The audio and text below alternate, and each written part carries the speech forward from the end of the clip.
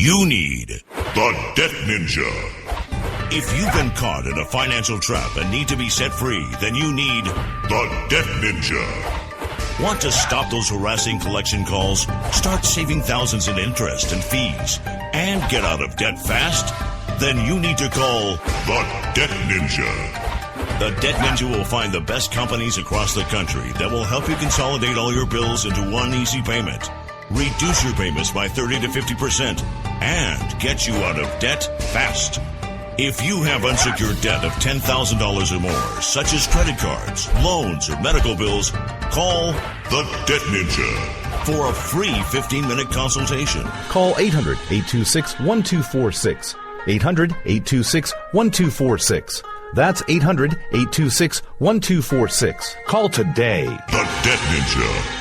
Individuals and businesses with tax problems, listen carefully. Do you feel like you're losing control over your finances? If you owe over $10,000 in back taxes or have unfiled tax returns, we can help you take back control. The IRS is the largest and most aggressive collection agency in the world, and they can seize your bank account, garnish your paycheck, close your business, and file criminal charges. Take control of your tax problems now by calling the experts at Tax Mediation Services and take advantage of the Fresh Start program and new laws that may allow us to negotiate a settlement for the lowest amount possible. Our team of tax attorneys and enrolled agents can stop collections and get you protected so you can take control of your financial future. Tax Mediation Services is accredited by the Better Business Bureau. Call now for a free case review and a price protection guaranteed quote. Call Tax Mediation Services now at 800-610-9050. That's 800-610-9050. 800-610-9050. Writers are prone to becoming so attached to our characters and stories that we struggle to see why a passage may not be working. It takes another set of eyes to help us nurture our writing into full maturity. At Black Wolf Editorial Services, we strive to enable writers to develop and grow, shaping stories into masterpieces that can stand the test of time. Editing services are provided for all genres and all age categories. Services range from critiques of the short story through to the line edits of the full-length novel and copy editing for those preparing for publication. We also offer assistance on generating a writer's bio for your websites, as well as help with those book blurbs and promotional material. We won't abandon you to the masses. We want to celebrate with you in your successes. Black Wolf Editorial Services, nurturing your writing into maturity. For a full list of services and prices, visit us at blackwolfeditorial.com.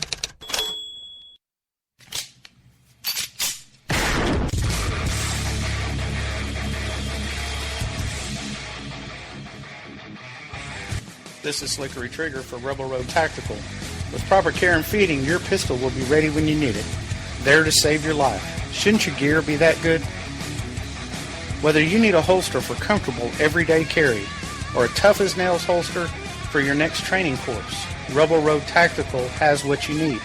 Check us out on the web at rebelroadtactical.com.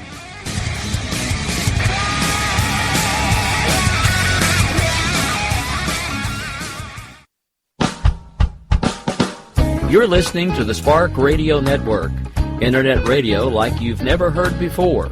Innovation, creativity, and imagination are all said to begin with a spark. So fasten your seatbelt and take the ride of your life and listen for the spark.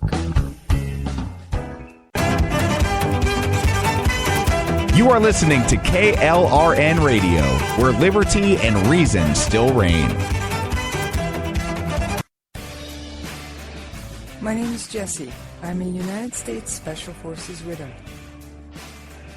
This gives me a unique perspective on the world around us. If you're willing to listen, I'll tell you how I see it, and I won't pull any punches. This is my POV, which stands for Point of View.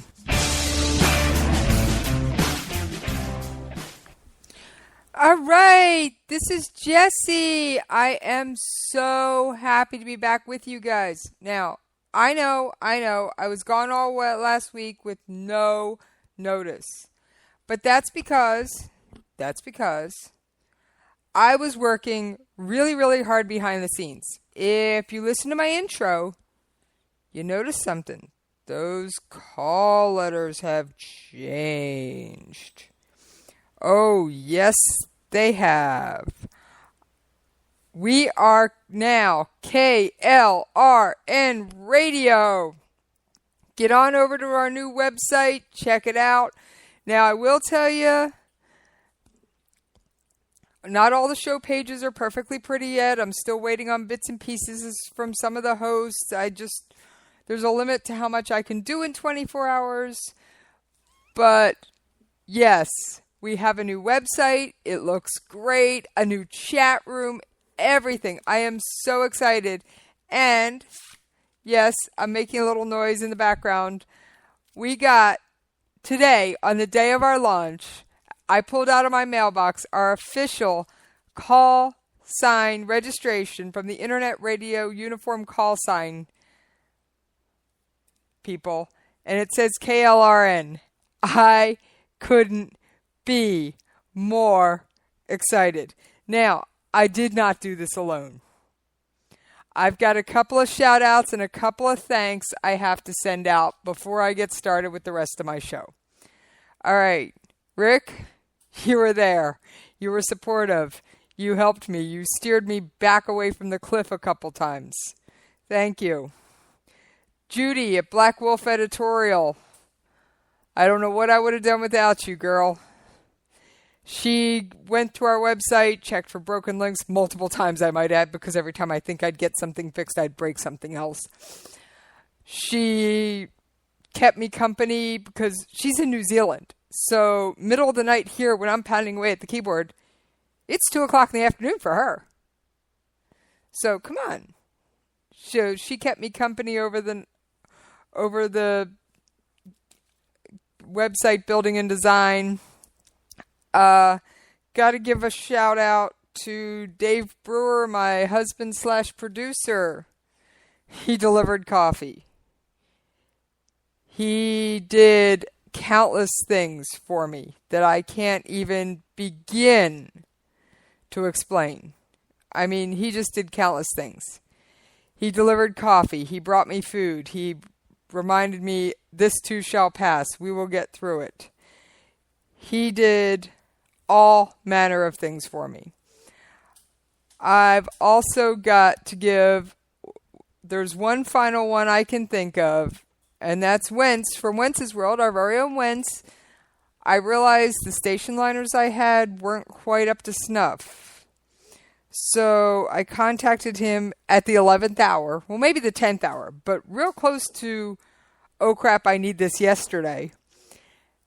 And picked up the phone, called him and said, can you do this? Can you get it back to me?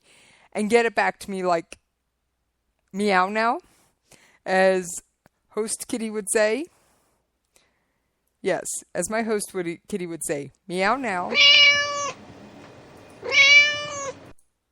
Yes, host Kitty. Everybody else has host Monkey. I decided to be different and go with host Kitty. All right. I think I've covered all the shout-outs. All of you hosts, one final one, all of you hosts, you have rock and rolled with me. You've done your best to give me what I ask for when I'm in the in our private chat room going, I need this, I need that, who can get me this, who can get me that, I need show graphics, I need blurbs, I need bios, I don't think a day went by when I wasn't going, I need this piece, that thing, this needs to be redesigned. I've gotten several crash courses. I got a crash course in HTML. I got a crash course in graphic design. I got a crash course. Yeah, it's been fun. It's been a learning experience. Would I do it again if I had to? Sure. Am I looking to do it anytime soon? Thanks. I'll pass. I was trying to get this launched before August 1st, but when everything came down to the wire, August 1st just seemed like the perfect date.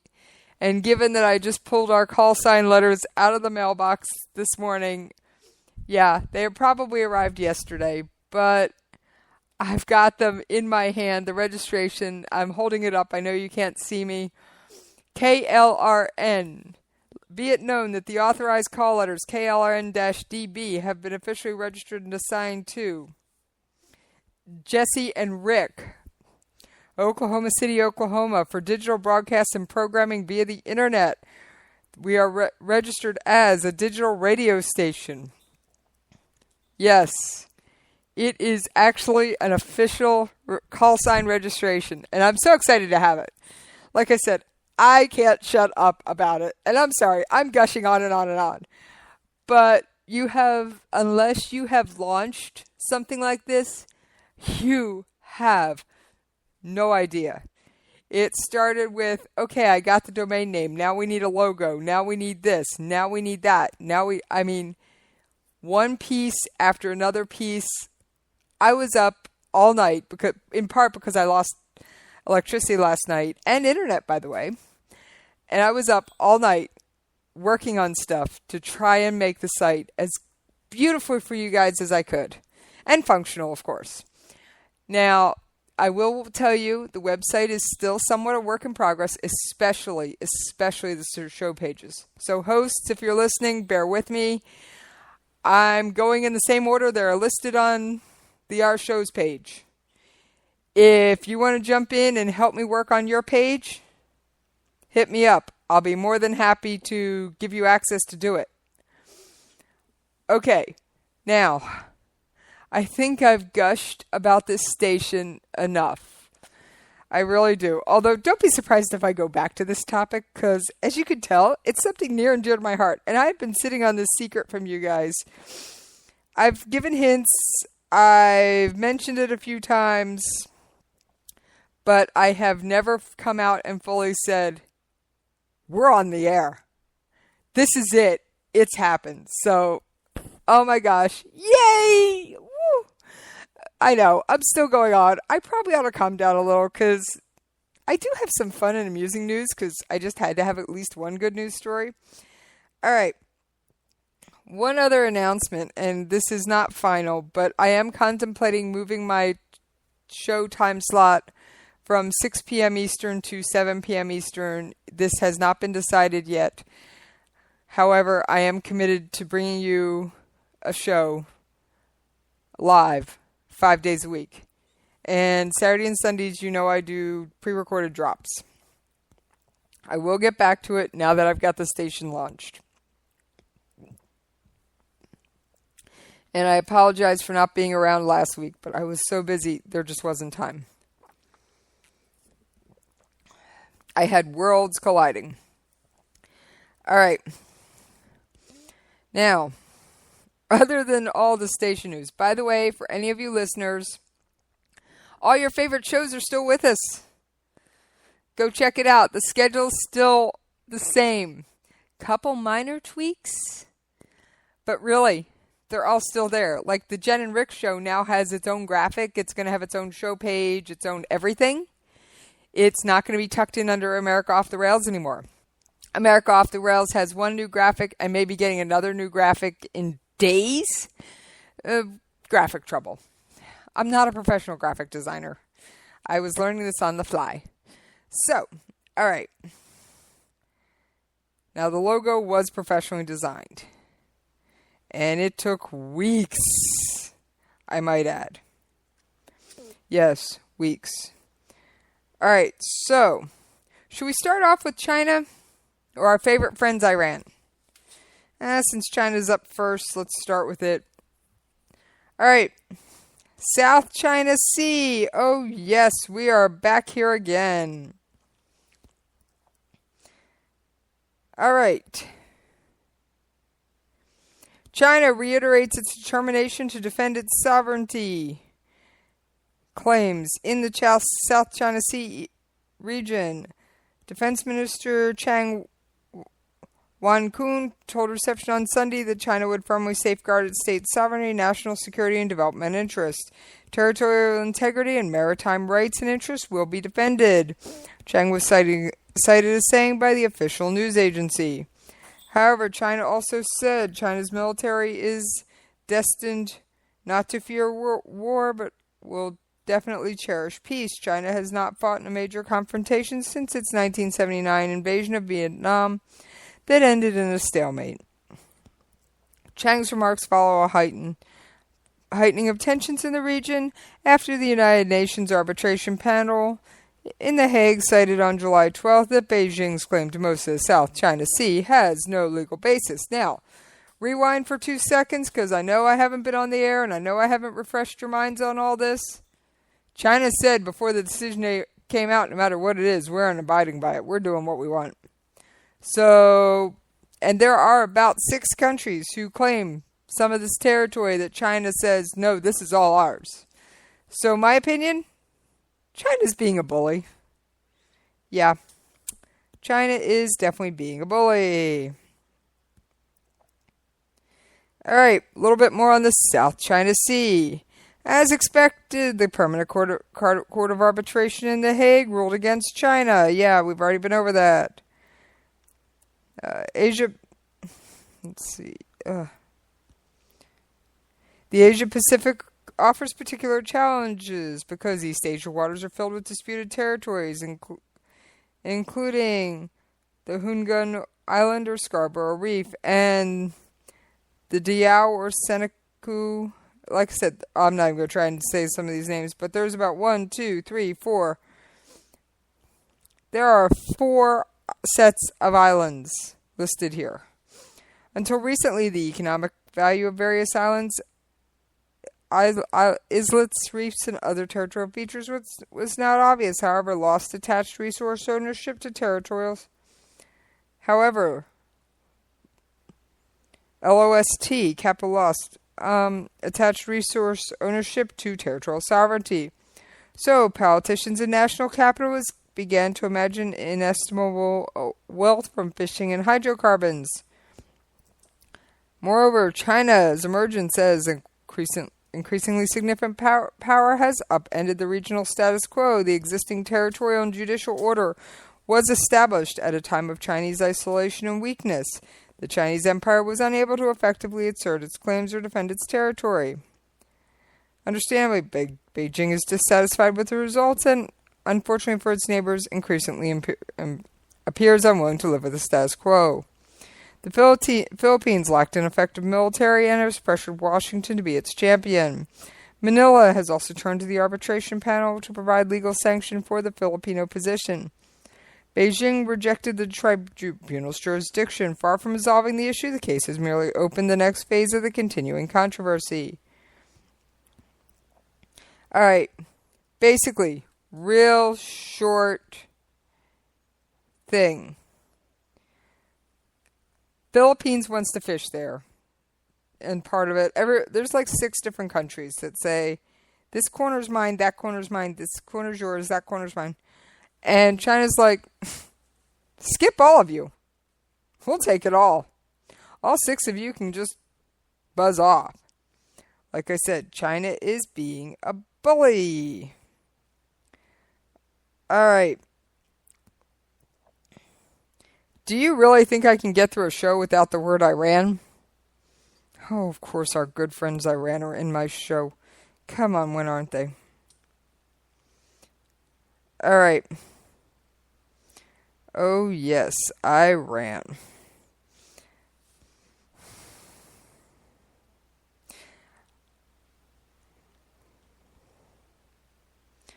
Okay, Ayatollah Ali Khamenei said that this was an Iranian state TV news, said that talks that led to the nuclear agreement in July should be regarded as an instructive lesson on dangers posed by interactions with governments he regards as enemies. Khamenei, who has the final word on Iran's national security and other vital issues, did not suggest he wanted to abandon the agreement, which took effect in January, and sharply limit its Iran nuclear activities in exchange for the lifting of many Western economic sanctions. But, wait a minute, he's hedging his bets against the unraveling of the agreement. He has endorsed the accord despite many of his own public warnings of interactions with the United States. Today, even the diplomatic officials and those who were present in the negotiations reiterate the fact that the U.S. is breaching its promises. Now, of course, this is from Iranian press. All right. Ayatollah Khamenei said in a translation report,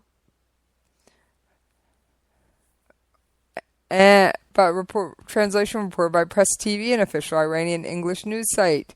Yes, I do troll Press TV. If you want to know more about Iran than you ever thought was out there, step one. Now, of course, that is all state-sponsored propaganda. He's always cautioned against talks with the United States on other regional crises, presumably including the wars in Syria and Yemen and the Islamic State extremist group. The experience of the nuclear deal, he says, tells us that taking this step would be deadly poison, that the American's remarks cannot be trusted on any issue. Yeah, I'm thinking he's getting ready to say this thing is rubbish. You want to bet he calls it rubbish right after the elections? So, all right. I know, I don't have any audio for you yet. I promise I do have some. I promise. I just don't have it pulled up yet. All right, I've got some audio to go with this story, so we're going to talk about Turkey. All right. Turkey has captured rebel commandos who have tried to seize Erdogan during the coup bid. Turkish special forces captured a group of rebel commandos who tried to seize or kill President Erdogan during a failed coup. Government ministers said plotters would never see God's sun as long as they breathe.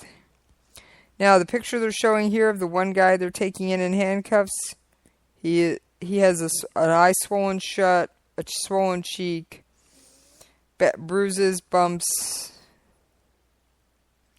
Yeah. I'm going to say he was beaten. Now, in this...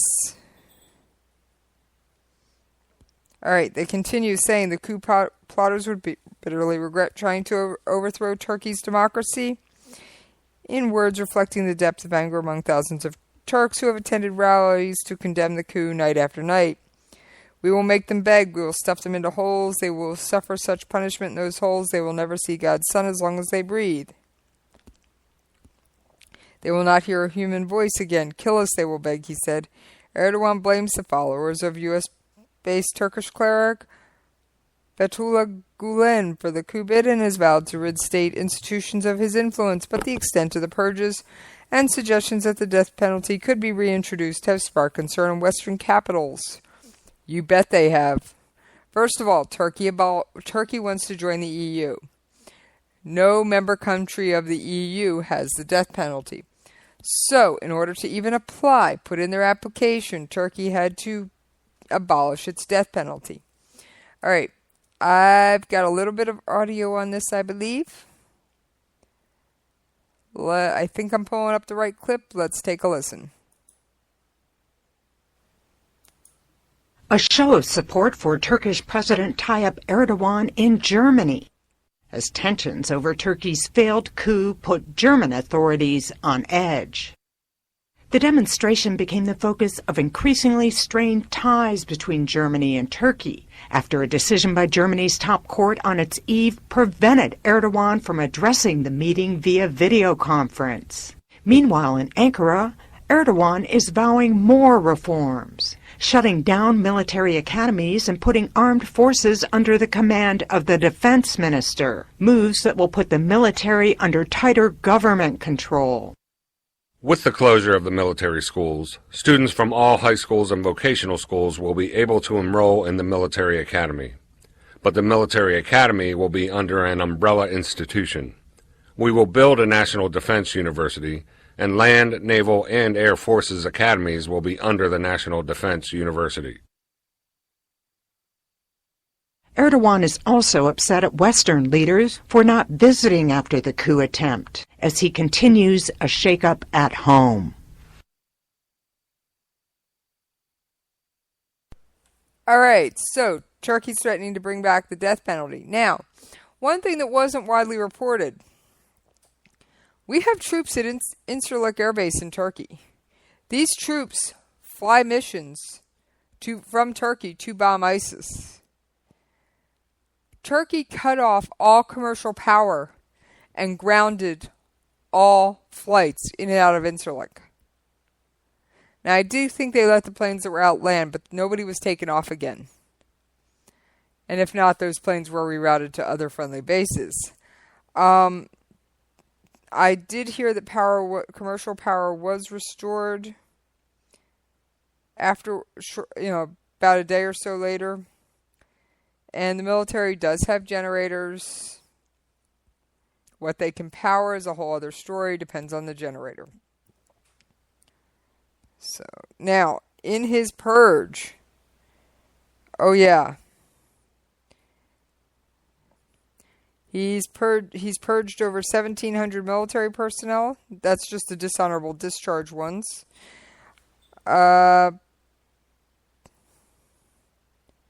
He has cleaned out the education institutions. He's fired tens of thousands of people from their government positions in all manner of roles. Parts of the government I would never put inside a coup. All right. I have a suspicion, and I'm still looking for the facts to back it up. And I'm not going to stop looking if I can find a thread. Was this coup staged by the government so that Erdogan could clean house without public retribution? And he would have political, international cover and domestic cover, largely, to clean house. He very well might have. I've heard reports that there were rebel jets in the air when his plane was either landing or taking off, and they did not fire on the president. Now, if there were quote-unquote rebel jets and they knew that was the president's plane, why didn't they fire on it? That begs a question. That begs an answer. All right. I mean, he has arrested tons of people. He's threatening to bring back the death penalty. There are public demonstrations almost daily. A lot of the public support the death penalty. I do not know what form of execution they use. My suspicion, given the region, first of all, I can tell you it's not going to be something as neat and clean as lethal injection when lethal injection is done properly. It will more likely be either hanging, beheading, or firing squad. They don't play around over there. You're either full of holes, beheaded, or you have your neck snapped.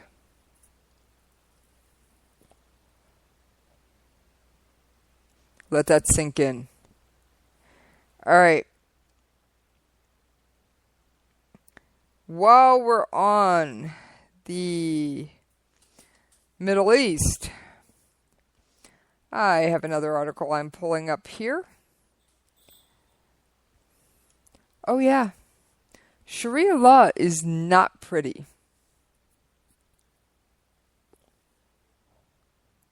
It is contrary to more Western values than I care to even espouse.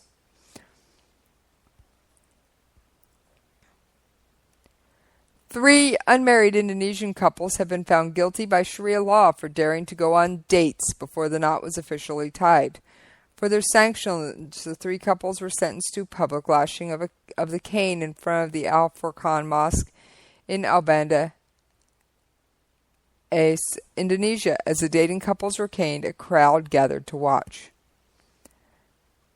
The city had gained special autonomy in 2001. Since then, there has been sort of a restructuring of laws in Indonesia. It's currently the most conservative place and the only one in Indonesia that still implements Sharia law.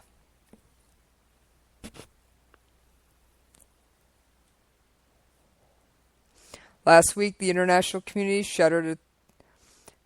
Indonesia is a strict Muslim country, but this is the one place in the country where strict Sharia law is upheld. And they also have very stiff penalties for other offenses.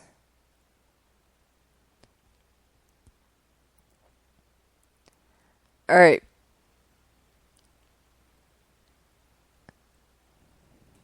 There are a collection of offenses that can attract public caning in H. They include gay sex, gambling, and drinking alcohol.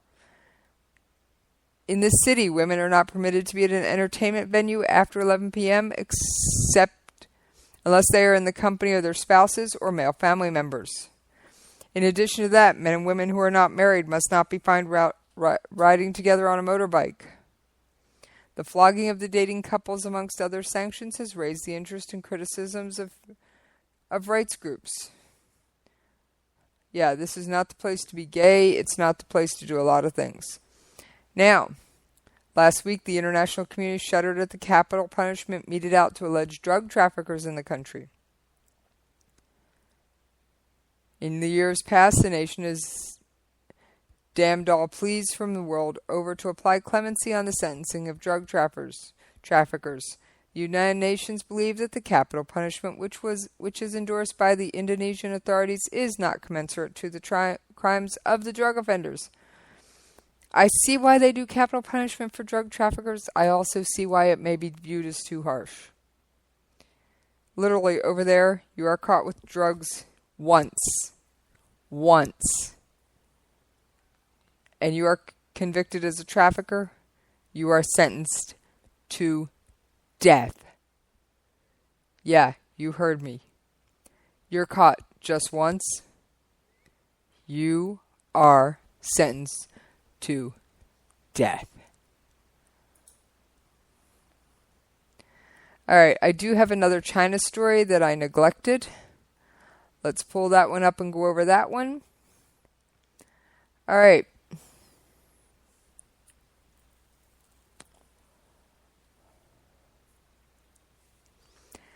Alright, this one is in the northern Chinese city of Tianjin. And they've reportedly released a prominent human rights lawyer on bail, while rights groups say the subversion trials of several others could begin soon. Wang Beijing's based Longfeng Fengru has been at the center of a vast case in which dozens of lawyers and activists have been detained, questioned, or charged with subversion since July a year ago. The head of Wang's law firm and 3 other activists are being tried. Tuesday, according to the Oriental Daily, one of the publications reporting on Wang's confession, that's according to one of the publications that reported on Wang's confession. Meanwhile, flanked by Western diplomats, around 24 supporters gathered outside the Tianjin court demanding information about the 4. While we don't have any evidence to say she was coerced into making those comments, it's also shocking for her lawyers and friends as they still cannot reach her. Widely known as the 709 crackdown, a massive campaign started on July 9th a year ago, resulting in the detention of some 300 human rights lawyers and activists, including Zhu and Wang. Among 24 of them remain in detention and face charges, on the most serious of which includes subversion of state power, a charge that carries the maximum penalty of life imprisonment. She also denounced the prestigious Worldwide Lawyers Award, the Ludovic Taru Global Human Rights Prize that she won this year. However, she told Oriental Daily that the committee wanted her to use her to attack the government, and that she does not recognize, acknowledge, or accept the prize. She said that foreign forces are trying to use me and my family as hostages to attack the Chinese government. I experienced the legal civilization of China and humane care, Wang was shown saying on Phoenix, which has ties to Chinese government. The Phoenix Washington Post and AP quoted Wang as saying she won't accept an award, but they differ on whether she is speaking about a European Human Rights Award or the ABA Award. Zhao Wei, a 24-year-old legal assistant who was seized last July, was released in early July and similarly told the South China Morning Post newspaper that she regretted her activism. An overseas China news site and activist groups that track prosecutions of Chinese rights activists had reported rumors that Zhao, Gu, and 2 others could be put on trial as early as Monday. There were no visible signs of a trial in progress aside from the heavy presence of plainclothes security officers outside the courthouse. My son is 16 months old now, and he has never even met his father. All I'm here for is to ask whether they are holding his hearing and why did they beat me? Local officials later persuaded family members, supporters, and diplomats to move from the courthouse gate. Chinese authorities say they have also refused to identify the legal counsel they have appointed to represent the defendants instead of the lawyers appointed by their families. Chinese state media have previously accused the Fengru firm's lawyers and associated activists of disrupting social order by organizing protests and stirring up trouble for personal gain. Rights groups say the activists are being targeted for organizing protests and social media campaigns to raise awareness of legal rights and hot-button social issues. Beijing-based human rights lawyer Zhang Taiyang said the level of secrecy around the trials was unusual. In the past, high-profile dissidents such as writer Liu Xiaobo had family-appointed lawyers and relatives present at their trials. Zhang said that disappearances presumably into police custody at least two of the presumed defendants' wives as they were headed into Tian on Sunday were strong indications that a trial was underway. Wang Yu, whose July 9, 2015 detention marked the start of a nationwide police operation targeting rights lawyers, law firm employees, and rights activists, was released on bail of making a televised confession.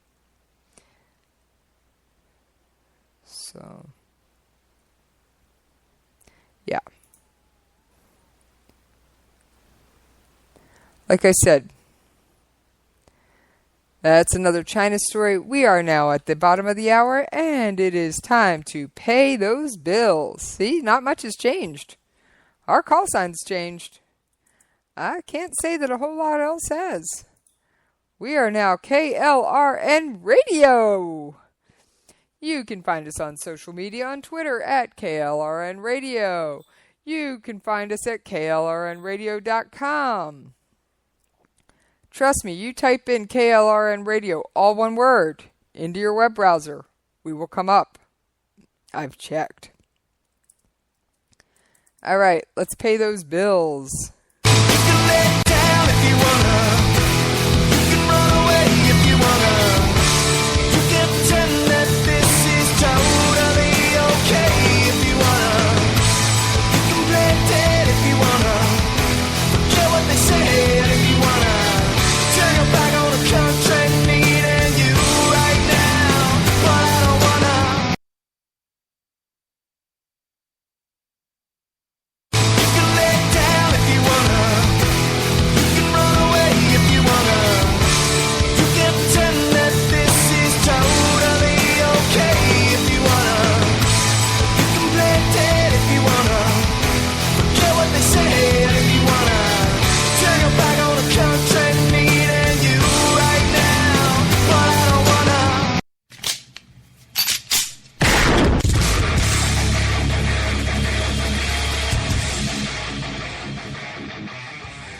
This is Slickery Trigger for Rebel Road Tactical. With proper care and feeding, your pistol will be ready when you need it, there to save your life. Shouldn't your gear be that good? Whether you need a holster for comfortable everyday carry or a tough-as-nails holster for your next training course, Rebel Road Tactical has what you need. Check us out on the web at rebelroadtactical.com.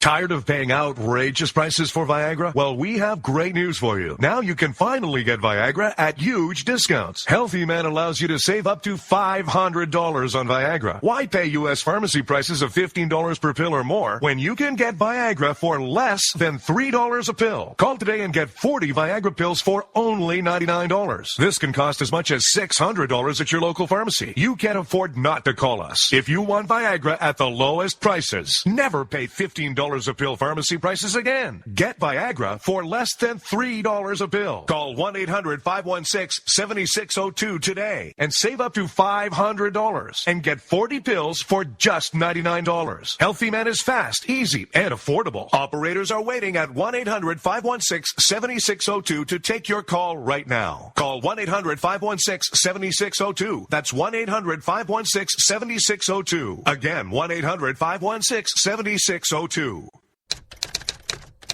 All All writers are prone to becoming so attached to our characters and stories that we struggle to see why a passage may not be working.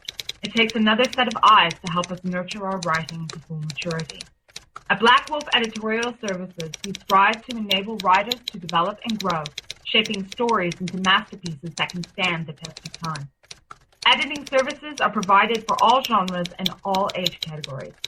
Services range from critiques of the short story through to the line edits of the full-length novel and copy editing for those preparing for publication.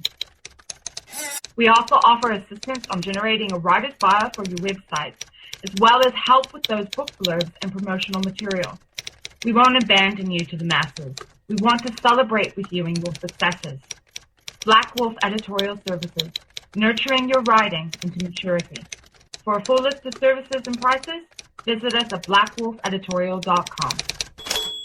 If you want to work until you keel over, have less of everything in retirement, or give back more of your hard-earned money to the stock market again, then just ignore me. But if you'd like to protect the money you save, receive a steady, predictable retirement income, and enjoy financial security for as long as you live, then listen to this. You can download a free report that reveals the wealth-building secrets Wall Street and the banks don't want you to know. You'll learn how you can get guaranteed growth, safety, and real prosperity without risking your money in the Wall Street casino, and how to get the money you need when you need it, simply by asking for it. This is the best way to have a 100% secure retirement and know your money will last as long as you do. To learn more about this method and to get your free report, go to 29security.com. That's the number 29security.com. 29security.com. Go to 29security.com. Down if you wanna, you can run away if you wanna. You can pretend that this is totally okay if you wanna. You can play dead if you wanna. Forget what they said if you wanna. Turn your back on the country needing you right now, but I don't wanna. All right, thank you for bearing with me, and Host Kitty has an apology, if you can understand it. Yes, Host Kitty says, "Oops, I hit the wrong button. I hit the wrong button." So, all right. I've covered most of what I have for you, but I still have stuff. I'm not done. Now, you know, I don't cover much in the way of U.S. politics, but this attention, I had to laugh. The article absolutely cracked me up. All right, because it kind of deals with Israel and the U.S. and Trump. Now, what could bring those three topics together? Well, I'll give you a hint. The word wall. Yes, I said the word wall. All right. 1 second here. All right. The border security business is thriving, and that's good news for Magal Security Systems Limited. Boss Sar Korsh has his biggest showroom, the Gaza Strip. Yes, his company is responsible for fencing off the Gaza Strip. The Israeli company, which wrapped Gaza in fence to prevent militant attacks, has helped construct barriers along the Egyptian and Jordanian frontiers. It's now competing for the contract to build a wall on Kenya's border with Somalia.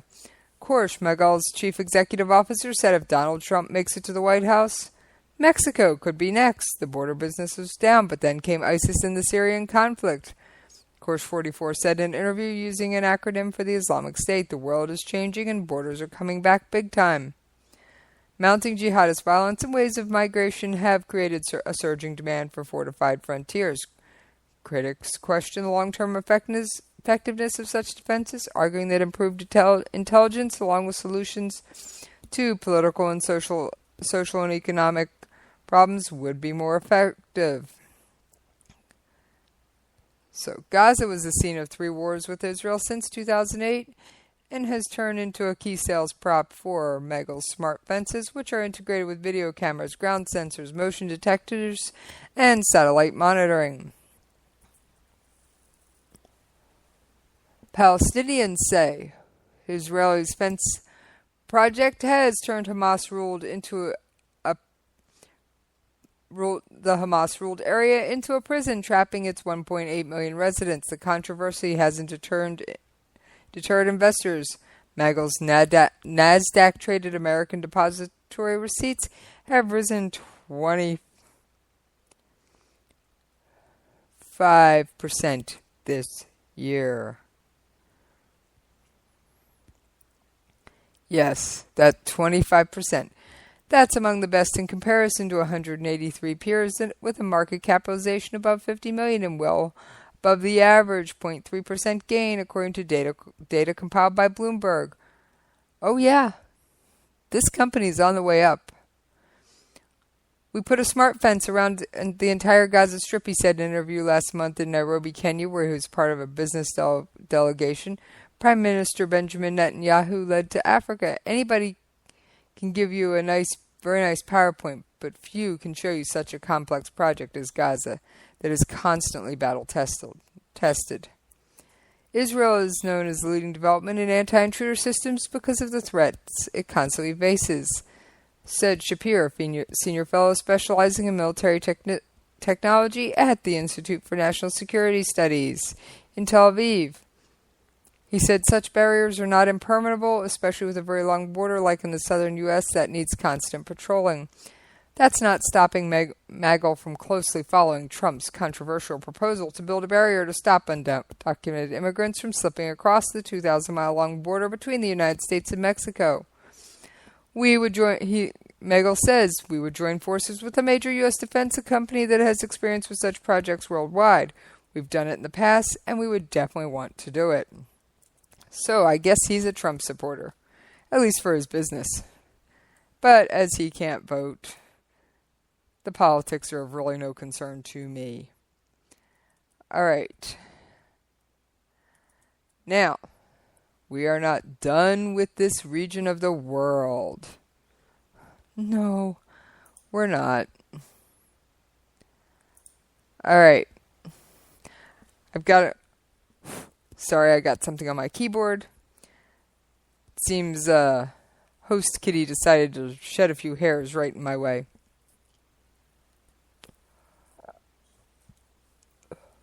All right.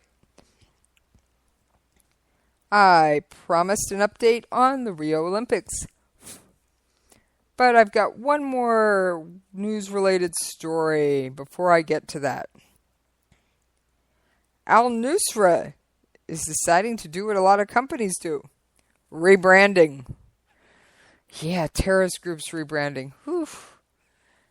They're already on social media. They already have websites. Now they're taking on brand names. Next, they'll have a thing for logo design competitions.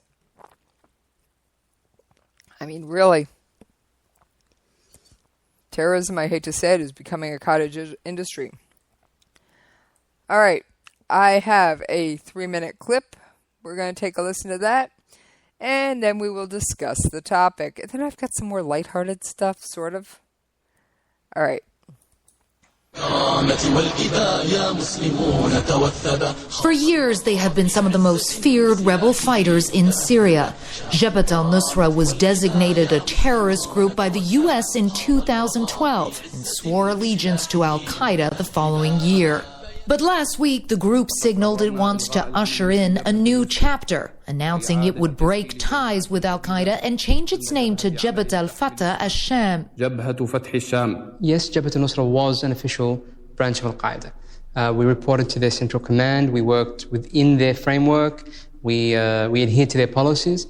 But we did enjoy a very significant autonomy, and our scope was completely local. Egyptian-Australian cleric Mustafa Mohammed is one of the group's senior leaders. He provided videotape responses to CNN's questions and explained the reason for the shift. With the formation of JFS, or Jabhat Fath al-Sham, we're completely independent.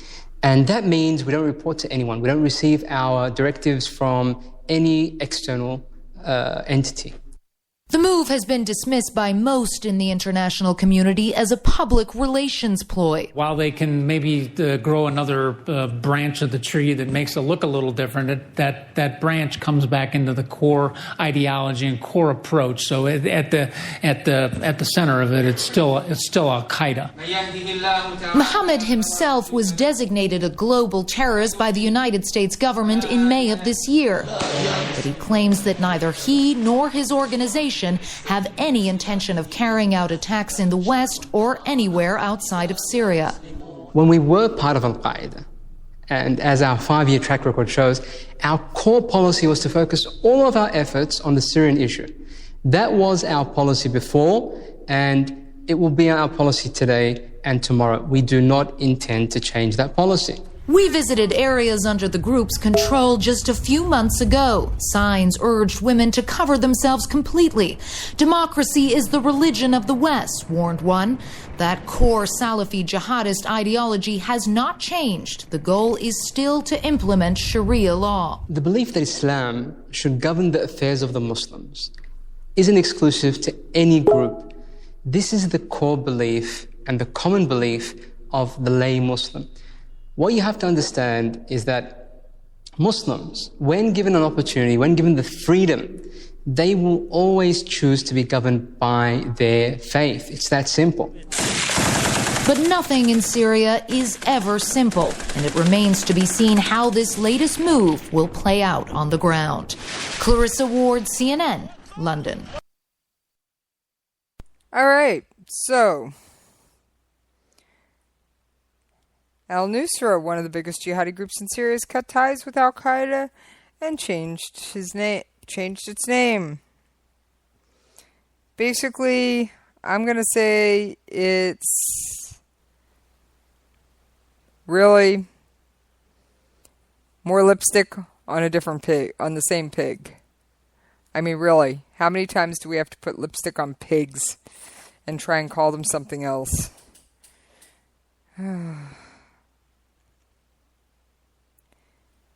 So, all right, what does it mean internationally? According to Director of National Intelligence James Clapper, it's a PR move to create the image of being more moderate. State Department spokesman John Kirby said the U.S. would judge the group by what they do, not by what they call themselves. Lister says the U.S. designation of the terror group as a terrorist organization is unlikely to change, but he said al-Nusra's shift puts U.S. and Russia in a tricky situation since they had planned joint operations against the militants. If the new JFS does link up with other rebel groups, any international action against fighters might be seen as counter-revolutionary, effectively supporting the Assad regime. And the article says this has really put a spanner in the works on an international level. Really? I'm just going to call it lipstick on a pig. All right. Now, while we're discussing ISIS and other fun terrorist groups, ISIS details Why We Hate You in their latest magazine. Oh yes, for those of you that do not know. They have a full-color glossy magazine. ISIS mocks those who claim Islam as a peaceful religion and even wades into controversy surrounding Donald Trump and the parents of a dead Muslim U.S. soldier. The 15th issue of Dabiq, published on July 31st, is titled Break the Cross. It appears primarily directed at those that ISIS considers its enemies, particularly the Christians. One section is devoted to words and actions of Pope Francis and is headlined, In the Words of Our Enemies.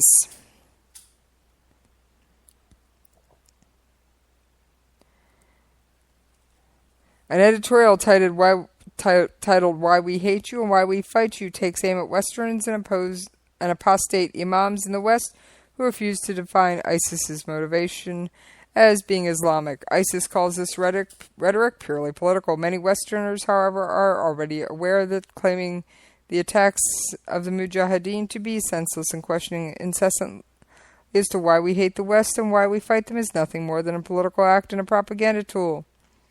The politicians will say it regardless of how much it stands in opposition to the facts and common sense, just to garner as many votes as they can for the next election. The argument echoes a current debate in the U.S. between some on the right who have been vocal about challenging high-ranking left-leaning politicians to specifically label the ISIS terror threat as radical Islamic terror. President Obama has said on multiple occasions he has refused to use the term in an effort to avoid lending religious legitimacy to the terror group.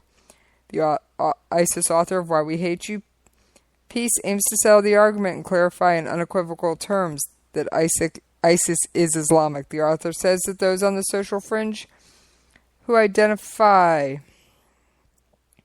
Islam with ISIS are correct. There are exceptions among the disbelievers, no doubt, people who unabashedly declare that jihad and the laws of Sharia, as well as everything else deemed taboo by Islam, is a peaceful religion.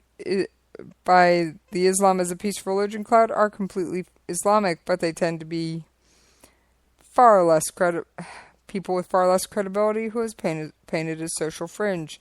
So their voices are dismissed, and a large segment of the ignorant masses continues believing the false narrative. Showing just how quickly the magazine was produced and how intently members of ISIS watch U.S. politics, an image in the publication shows the grave of Captain Humain Khan, who was killed in Iraq in 2004. Khan's parents rebuked the Republican presidential nominee Donald Trump during a speech at the Democratic National Convention, prompting Trump in turn to criticize the right to censure him in front of a national audience. Adding its own voice to the debate, ISIS declares in a caption below Khan's grave that the soldier is an apostate of the Muslim religion and urges other Muslims to beware a similar fate. So basically, ISIS says our hero, Captain Khan, is not Muslim, even though he practiced the faith, but because he wore an American uniform, he is not Muslim. Alright, an Iranian rights activist hunger strike is exposing the nation's brutal prison system. Sorry I didn't include this earlier with Iran, but we're getting to it now. 1 month into her hunger strike, jailed Iranian human rights activist Narges Mohammadi has gained an army of supporters at home and abroad on social media, increasing pressure on authorities to stop the mistreatment of inmates in Evin prison. Alright, time out here. If you know nothing about Evin prison, it's spelled E-V-I-N. First of all. Second of all, there are many horror stories that have come out of that prison. Third of all, Reza Khalili's A Time to Betray has a lot to say about this place. Please, look it up, Bing it, Google it, get the book, do something.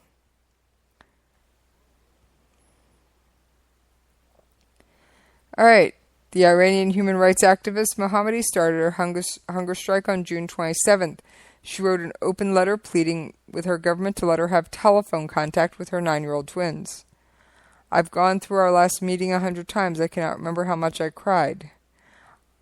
I meet with my dearest Kiana and Ali in my daydreams. I smell their small hands and kiss their beautiful faces. The letter struck a chord with hundreds of thousands of Twitter users in Iran. Yeah, Twitter in Iran. I'm sure the government officially tries to ban it, but it's really hard sometimes. Mohammadi was given a 16-year prison sentence in May for publicly supporting an anti-death penalty campaign in Iran.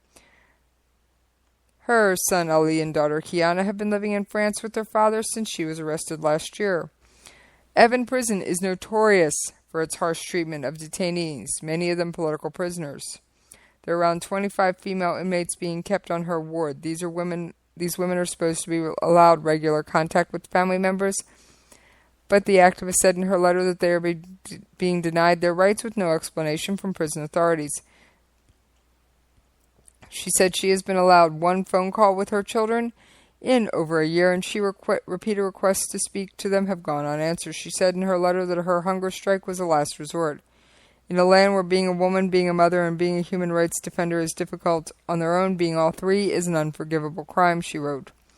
Fears are growing for Mohammadi's health 4 weeks into the strike, especially as she suffers from a pulmonary embolism, a neurological disorder that has caused her to have seizures, experience temporary partial paralysis.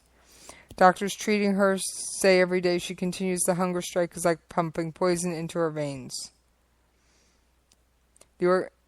Amnesty International's researcher on Iran is in contact with the prison and with Mohammadi's husband, says there is no evidence yet that the authorities will back down. A representative of the prosecutor has said she will not be able to speak to her children if she continues the hunger strike because the strike has been used by opposition groups and the media to tarnish the reputation of the state. Women and Girls Hub contacted the Iranian embassy in London for comment, but got no reply. Mohammadi's supporters say the show of solidarity she has received from ordinary Iranians has helped raise awareness of Evan Prison's mistreatment of its female political prisoners.